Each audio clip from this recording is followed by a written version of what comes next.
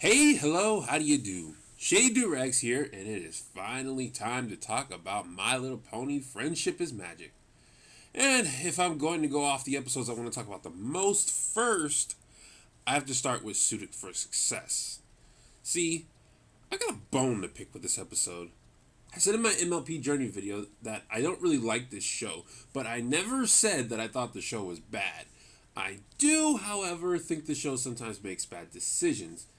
This was the first episode that I watched and thought, well, that was a bad episode. Eventually I found the Phantom, and lo and behold, everyone and their long lost cousin loves this episode. This gave it the Frozen, Five Nights at Freddy's, Skyward Sword effect for me. Even though I think this is a bad episode, there are only 2, maybe 3 episodes in all of Friendship is Magic that I actually hate. And this is not one of them. But because of all the attention it gets, not only as one of the best Rarity episodes, but one of the best episodes in MLP to date, my dislike for the episode has unfairly grown. Anyway, let's start the review. The episode starts with Rarity making her dress for the upcoming Grand Galloping Gala. Twilight pops in to ask Rarity to fix her dress. Applejack's there too because there's nothing she finds more fascinating than watching Rarity fix a dress. It's a joke. I have no idea why Applejack is there. When Rarity sees Twilight's dress, she is disgusted that her friend would wear such a thing to the gala. So she offers to make Twilight a new dress and is even excited to do so. Then, in a moment of brilliantness, she decides to make everyone in the main 6 a dress. I'll make one for you, and all of you. Oh, and of course Pinky and Fluttershy too. Just for no reason whatsoever, I'm going to start a list called The Things About This Episode That Everyone Should Remember, but for some reason they forget. Number 1, none of Rarity's friends want nor ask dresses to be made for them. Number 2, making dresses for everyone is Rarity's idea, no one else's. Number 3, Rarity insists. Then we get this song that everyone loves. I have no beef with it, but it's not my favorite. I think we've all been here though. We're working on what we love and everything is just coming out perfect, or if not perfect, more perfect than it ever has before. To be fair to this episode, it does capture that moment really well. Then comes the scene where most of my gripe of this episode comes into light. Rarity reveals the dresses she's made, and every pony doesn't like them. Not to worry, I'll redo them. Oh, Rarity, you don't have to do that. They're fine.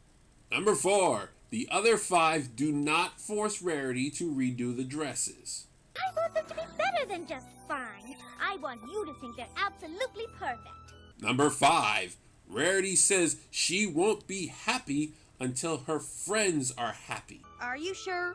I mean, we wouldn't want to impose. Oh, it's no imposition. Really, I insist. Number 6, Rarity insists. Again.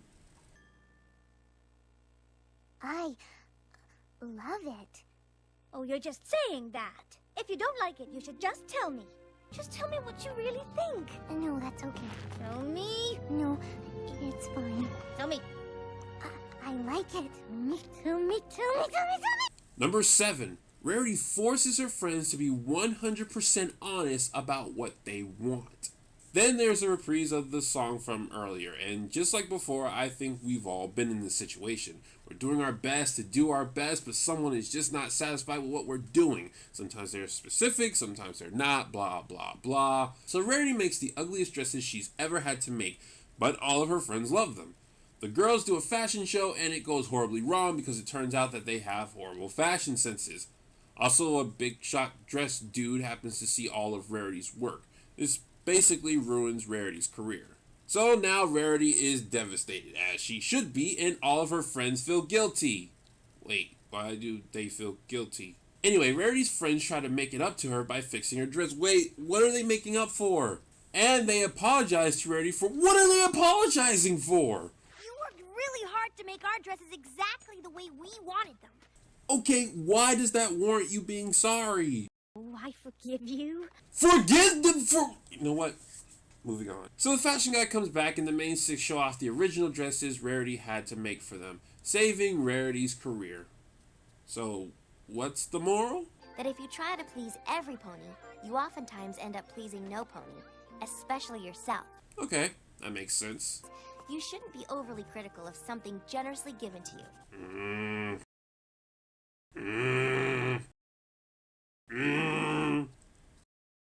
You're right, Twilight. It's not like making the dresses were Rarity's idea, that she insisted on doing so, giving you and your friends little to no option, or that you guys didn't force her to redo the dresses. It's not like she said she wouldn't be happy unless you were happy, and it's definitely not like she forced you to be honest about your opinions on the dresses.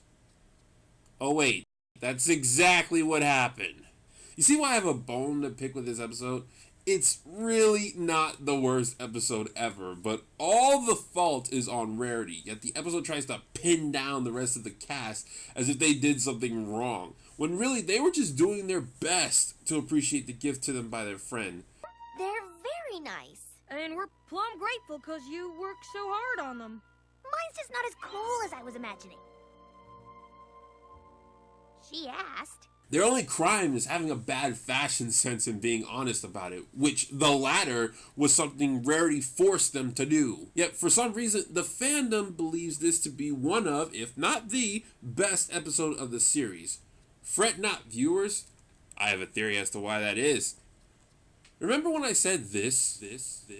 I think we've all been here, though. When we're working on what we love and everything is just coming out perfect.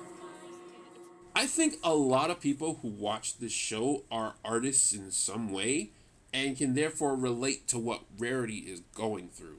Even if they're not artists, most of us have gone through similar situations, putting our heart into something and being judged for it. When I talk to people about this episode, they not only defend it, but they tend to defend Rarity's actions as well. Actions that the episode specifically says are wrong, and in doing so, they put all the fault on her friends. I've noticed this growing trend. When people can relate to what a character is going through, they're not only willing to forgive the actions of the character, but excuse them as well. I really want to get the message out that this is not an excuse. It's great when a character is relatable to you. It really is, but that doesn't make what they're doing right. But going back to the other main five, I've also seen people demonize these ponies simply for being honest about how they felt with Rarity's dresses, something she demanded they do.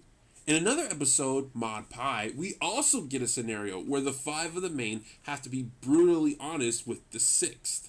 But for some reason, in that episode, they get praised, but not here.